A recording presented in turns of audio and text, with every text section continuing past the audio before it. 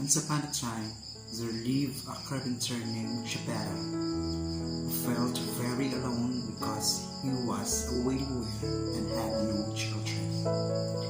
One fine day, Geppetto decided to make a toy dog out of pine wood.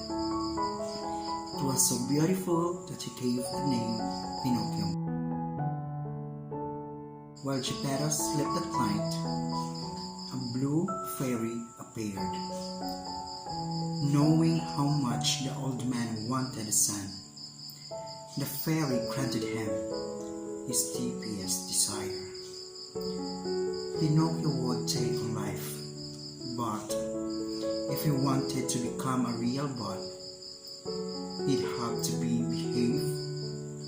be sincere, and be generous.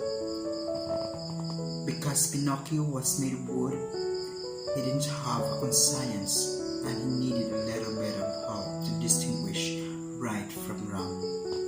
Luckily, he met a talking cricket that offered to lend a hand. The next morning, Geppetto woke up to see that his child was alive. He couldn't believe it. Without thinking twice, the old man sent this boy to school so that he'd become clever. And the maid Pinocchio promised he'd behave.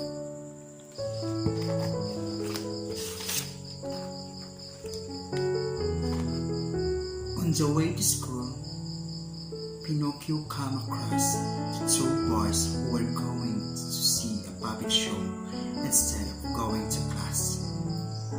Feeling curious and ignoring the cricket's advice, he skipped class and went to the show.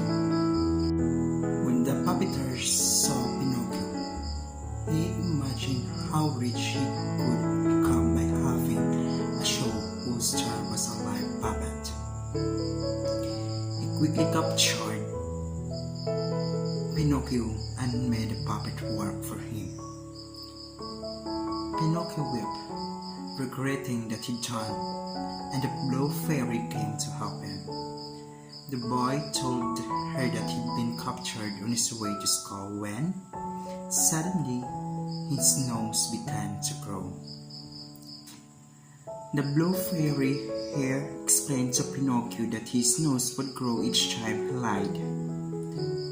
As this was part of the spell, she decided to give him a second opportunity and freed him from the cage. The puppeteer had put him in one condition: he could never lie again. Pinocchio felt very ashamed. If Geppetto saw that long nose, he knew the boy had lied.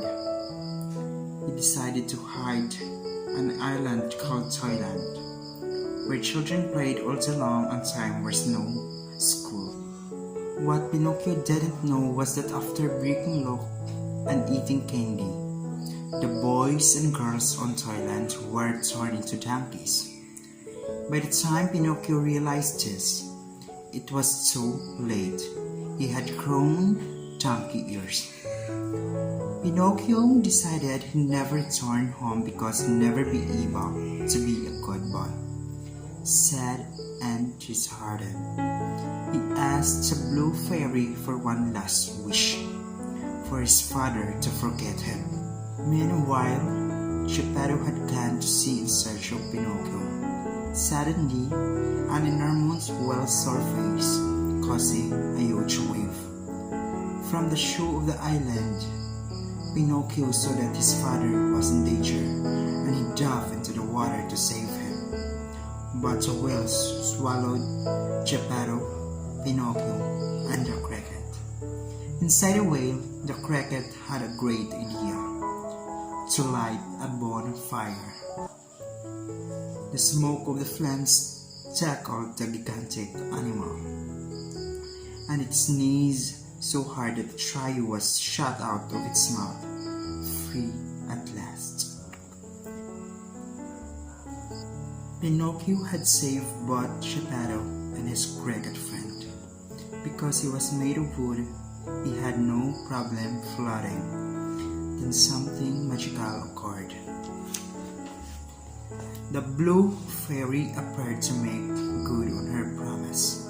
She made Pinocchio a real boy. By wishing his life for others, he proved that his heart was not made of wood after all. Geppetto and Pinocchio live happily ever after.